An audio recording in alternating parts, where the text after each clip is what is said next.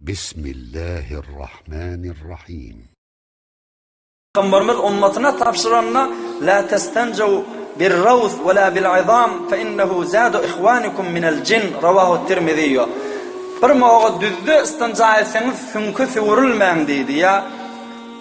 Yankı qomalağa süvürülmeyin deydi. Bular deydi doğulluğunuz olan cının zıllan imitidir deydi. Hulasası biz imiti şo bolly. Yeni bir imiti de var. O da näme? İnsanın iyimetini iyiye, insan eğer iyimetini Allah'ın adına etmese. Ol, kumalaktan başka, fünkten başka, insanın iyiyen çürüğünün iyiye haçan, insan şuna Bismillah deyip Allah'ın adına aytman iyiye, cının taamı oluyor şuda. Ya içiyen suğunla Bismillah deyip içmese, şeytan şirketen kaptalından ağız koyup içiye. Bismillah aydılmadık iyi biçkiler. Peygamberimiz Aleyhisselatü Vesselam aydiye, öğürünüzü Bismillah deyip girin. Saçağın başına oturunuzu Bismillah deyip oturun. Ki şeytan içi yanar gider deyiptir. Ama şunu aytmasanız siz veren kaptalını şeytanla girer deyiptir. Hatta bir hikayeti aydayılışlarda hem yada olunuz çıkar, hem bir cının iyiskiden qav düşünürmüz yalaq. Bir Hanefi mezhebin ulamalarından yazan kitaplarına Akamul Mercan fi Ahkamil Can diyen kitapta gelişi hikaye aytsak bolyan hikayam. Hidaye-i Şerife'nde kaptalnaki haşiyelerine gelen hikayetlerden.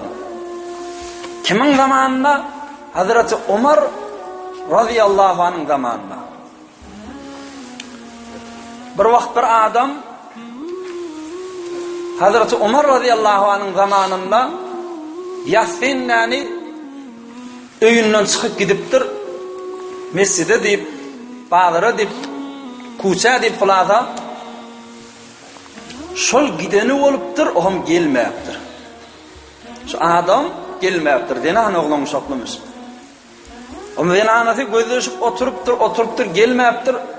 Bir neçe gün geçiptir, gelmeyiptir. Hazreti Umar radıyallahu anh'ın yanına geliptir. Ya Amirel Mu'minin ahadamim gitti, yoğullu, nire giderli öyle de deyiptir. Umar radıyallahu anh hadir gözleşiptir. Bir neçe yıllar gözleşiptir. Gelmeyiptir adam fiil. Yine Umar radıyallahu anh'ın yanına varıptır. Ya Amirel Mu'minin näme deyin deyip. Bu da iyiçki gerek, imit gerek, öyün harcı gerek. Umar radıyallahu anh aydıptır. Adamın şumada sellin gelmedik bolsa sen qayta izdivacı dağı deyiptir.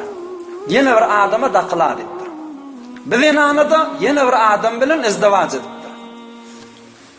İzdivacından bir neçe yıl geçenden sonra evvelki adamsı yitik giden adamsı tağılıptır. Geliptir be. Görüptür görse zenanası yeni bir adam bilen yaşak gelip ya. Bu da barıptır Hazreti Umar radıyallahu anh'ın yanına şikayet edip. Ben şeyle neyse vaqt yoktum, zenanam yeni birini takılıptır. Sen izade veriptirdin deyip. Umar radıyallahu anh şonuna aydıptır. O can noğun deyiptir. Şeyle böyle gittin yok olup nem bololluğundan bir haber yollasan bolmayadım deyiptir. Onunla yok ya Umar deyiptir. Bolmadı, uzurunmadı deyiptir. Uzurunu aytmasam kabul edecek değil deyiptir Umar radıyallahu anh. Onunla ola adam aydıptır. Ya Amirel Mu'minin deyiptir. Asabetniyel cinnu fekuntu fihim zumunen tavilen. Bir gece öyden çıktım. Karanqılıqda bir bölük cıllar meni däni çekip özüne karşın alıp gittiler deyiptir. Cıllan arasına, kavm okuyuşuna, kabilelerine meni esir edip alıp gittiler deyiptir. Şolun arasında yaşadım deyiptir ya Amirel Mu'minin. Kan vaqtlap şolun qulluğunda, xidmatında esirdim cıllan deyiptir. Özlerde kafir cındı deyiptir. Neçe yıl geçti, Sonra bir musulman kabile jıllar bilen bir kafir jılların arasında uruş boldy, jeng boldy dipdir. Bu musulman jıllar bir men kabilemki kafirdim bunu bastı dipdir. Kan jıllarda esir etdiler, men şu esir bolup giderlerden boldum dipdir. Şu musulman jılların başlaqlary meni soradı. Sen kim bolýan dedi. Onu men bir insan idim. Näme dinin ma dip soradylar. Onu men musulman idim. İmanım ma, İslamım ma dedim. Onu seni biz esir etmez dedi. Özün bilýän hala sana gel azat bolla yaşa bizim aramızda yaşa ver dedi. Egerden halasan da önkü owanı iltiqay değillidiler. Onu men dedim önkü owanı aýtsak dedim. Şonu bir näçe jyllaryň eline berdi meni.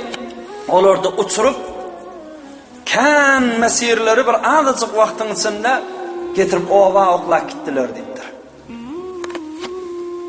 Şonu Umar radıyallahu anh mundan bir sorak edipdir.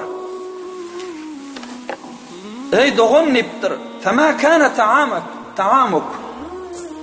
Uzak yıl şolan arasında gezdin, näme ýetýädiň dipdir. Onu olay edipdir, jyllaryň ýebiskini ýetýädim dipdir. Onun ýebiskini näme dipdir. Onu kullu ma lam yuzkar ismullahi aleyh. Allah'ın adı aydılmadık näme taam bolsa biz de şon gapdalynyň ýerdik dipdir. Bu da şu jyllaryň biri ýalak bolup ýaşapdyr ha. İnsanlaryň arasynda bismillah dip aydylmadyk, iýilmedik, iýilýän içilýän zatlarda bismillah aydylmasa şon gapdalynyň bar iýýadik dipdir. Ýebiskimi şo dipdir.